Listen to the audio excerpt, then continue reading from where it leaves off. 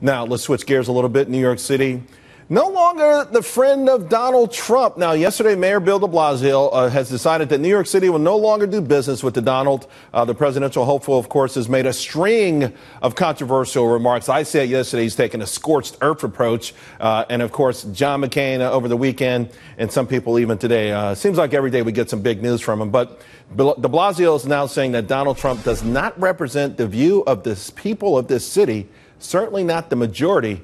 I just think that what he said in the last few days was reprehensible. Joining me now is Jason Meister, Vice President of New York Capital Markets, and Tammy Bruce, Fox News political contributor. All right, guys, I'll start with you, Jason. You do a lot of business in the city, in the real estate area. Is this a smart move? I don't think so, Charles. Trump is a businessman. He's been very successful. He's created a lot of jobs. I don't understand government now deciding who they're going to pick and choose who they're going to do business with in this city.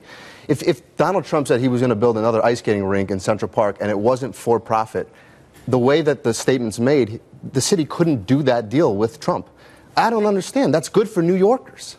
I got to tell you something. And listen, we know that Bill de Blasio, perhaps one of the higher profile progressives out there, he's got ambitions for much bigger office. But whether you agree with Donald Trump or not, this seems like a crazy move. Like a big city saying we're not going to do business with this guy at all because we don't like what he said.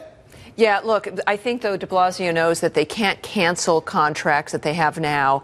It appeals to a certain constituency, a lot of bluster that doesn't necessarily even have to come to fruition. But I agree. I mean, this is a strange situation for a city that is, frankly, in decline. You think New York is in decline? Yes, I do. And I think that this is where New Yorkers are finding, in fact, they're being reminded about David Dinkins, about what liberalism does to the city. And it's this kind of thing that creates some trouble. When you've got a man who's been helpful for the city. Look, we all, I think, generally don't like what Mr. Trump said.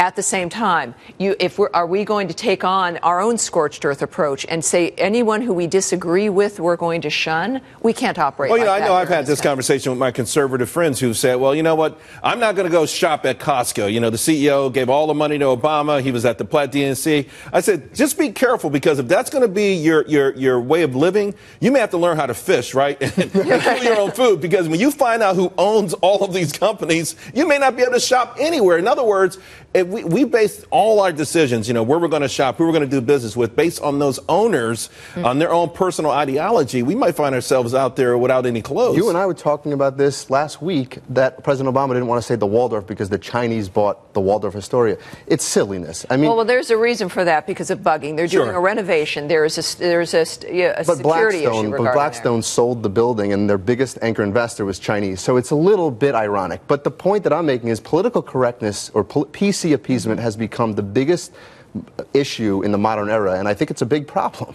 Well, I just know when it starts to interfere with day-to-day decisions, particularly for the mayor, who should be looking out for the people in New York, for their best interests. Well, to your point, if Donald was involved in something that would benefit people, create jobs, it would be dumb not to let that project go through. Well, the complaint about Donald Trump is that he speaks before he thinks. Right. And yet, look at what's just happened with de Blasio. It seems to be the same dynamic. Right. Yeah. And private developers should be deciding where they want to invest, not the government deciding who they want to do business with.